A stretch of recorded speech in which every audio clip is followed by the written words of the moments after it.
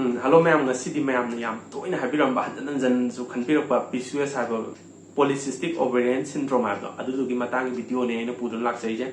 sigi condition je kaita reversible oiba yaba condition hai tare ne amona permanent condition na tebo ko adum halakpa yaba condition ne ko ngasi video je ina mainly cover tau je je kai dagi oirakpa yai kamai to gari angang oirakani habi matang gi sigi PCOS se sidagi su dum infertility ki condition je dum problem je lakta ne adagi atai uterine condition ovary condition adagi fibroid laibagumba khotpa adugumba dagi su dum infertility je lakta ne badu adu do mayamna infertility ki matang da ma sembiro habda ai adum matang gi video gumda dum sem na basum soi da na jarake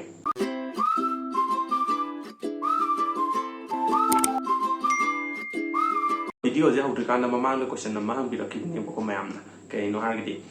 female ki ek masing je hankalan ba yabrana adu do ya debo ko kai no hargidi female ki once polak pada magi follicles hai ko kai tare mature oi tribe ek follicles hai ko si je hek polak pada yar je si jina dum loiram ne ba si jina sum naw ne na sum mature oir ga ne ba ko na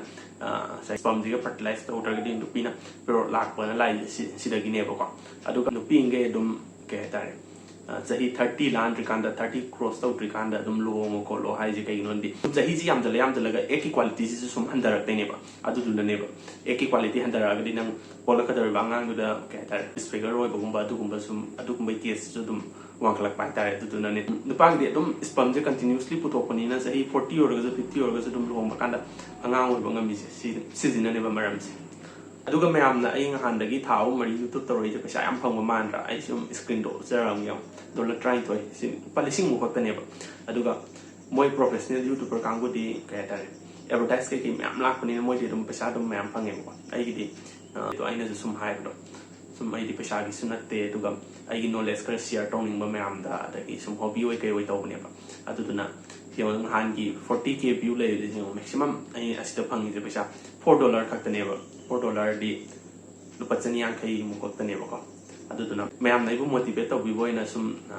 subscribe to be or sum subscribe to sin bermo subscribers di ase number ne ba subscriber ya ma su view le traga di dum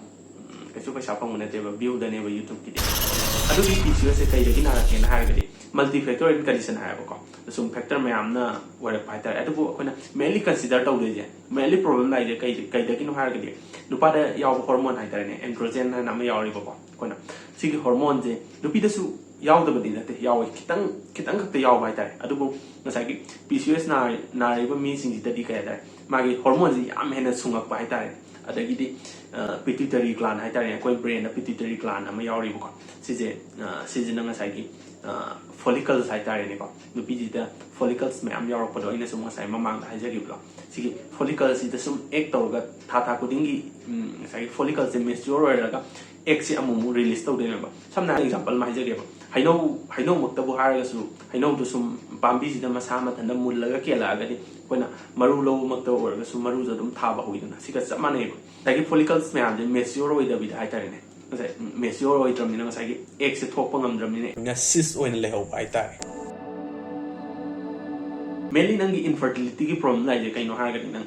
ovulate hai tare ne ovulation to bangam da ba dagi ovulation to roga nangi eki quality je patta bai tare adu nga sagi ovulation ji dum certain drugs ama ni dum thar ga dum kano to bangam me ba ovulation to hon bangam me ba adu ko sigi problem je kaino ha ga nang amu twin pregnancy oi bai chance ji dum lai bai tare 3 to 7% certain drugs makapon hai tare ne ko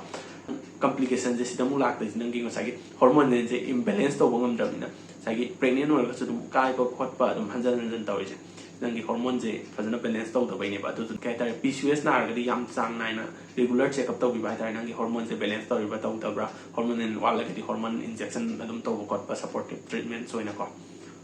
adu di PCOS se kai da gi na ke na ha ga di mainly ma je obvious or bai tare mi je noi ba khot pa adagi diabetes na ba patient adagi certain anti-epileptics drugs hai tare yang ching bagi sum hidak ja ba khot pa dugum bagi sigum bai risk factor adagi duga fast degree related tai tare ai bu popular bai ma adugum bai moi je hana PCOS kumba na bai history layer ga de dum ai ngon da so dum PCOS narapagi condition je lay bai tare aduga dom je obvious oi de je kamaina khangani khot kani na aina mamang diabetes ki video da su habit hajaram ne ba adu do hot pa hita ba su yaw ba su male do ai irai laina sumaina si google da gi so dum hot pa yab ne adu do mayam gyan ta na bai happy hajaram ge google si da BMI calculator nambirani si da BMI calculator thole dagi koi gi chahi nambam adagi age nambam adagi weight nambam thole ado akoina asidi US system ne pound ji da metric system do ina nambirani adu ga nangi instead to nangi height to centimeter do on biro adagi weight namjan biro adu ga nangi BMI daklong number kanda ai gi BMI 21.5 tare dong gi so adum hot biro sidi normal je 25 oidana asidi WISO classification ne ba adu ko di ASEAN population da singbani na cut off je 22.9 oin logani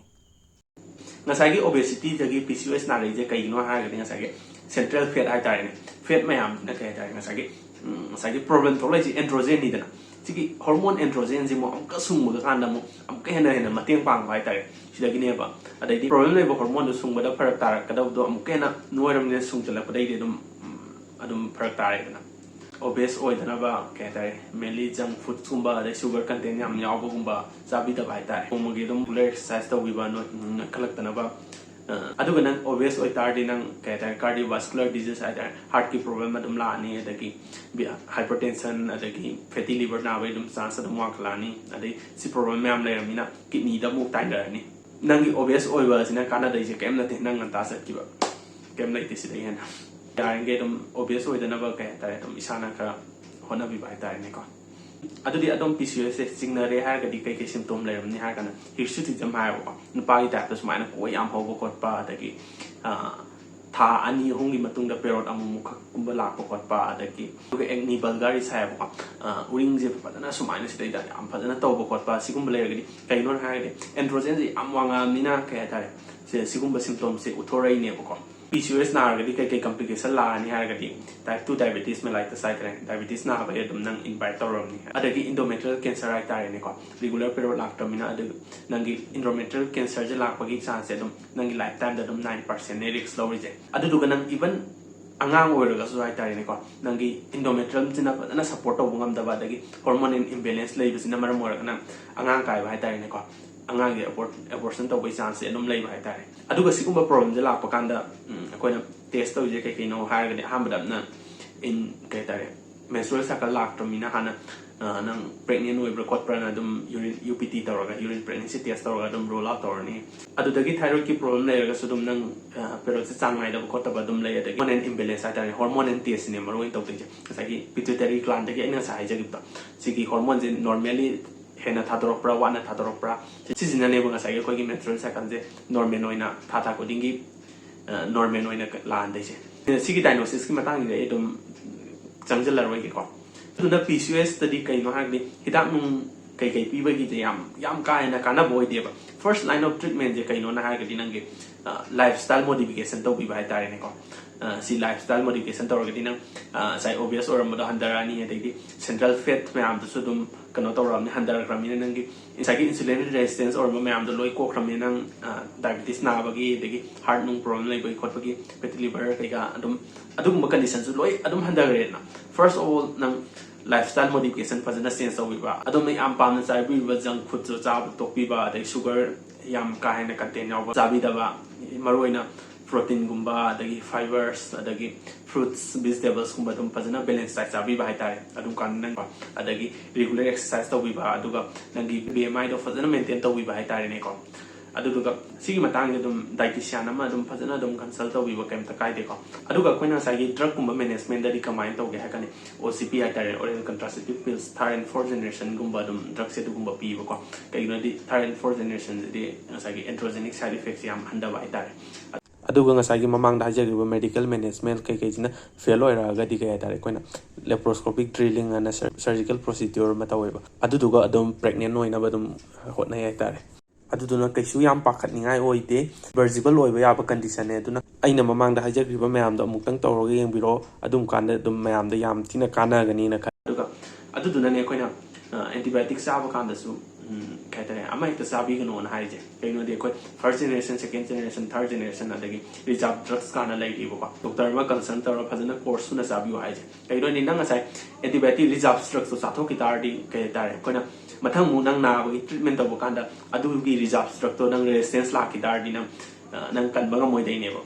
adagi nang insulin resistance le gadi metformin guma pi ko pa dum ba dum tawai aduna aina aroi da mayam da haijening bari PCOS ka kinate aduna adom obesity oi bidana ba hatare lifestyle modification change tawi ba regular exercise ta tawa carbohydrate handana sabi ba lagi junk food ya inge avoid tawi ba kay no disease nang sai aina mamang da hajai ba complication heart nung da liver kai ka sumna ra koi problem jo handar tai ne ba ko aduna mayam ngasi video jeni matang sa de lo sinjara ge mayam na video sinungai khan bi gadi lai amadi comment na sing ba tawiram mo ngasi di bye bye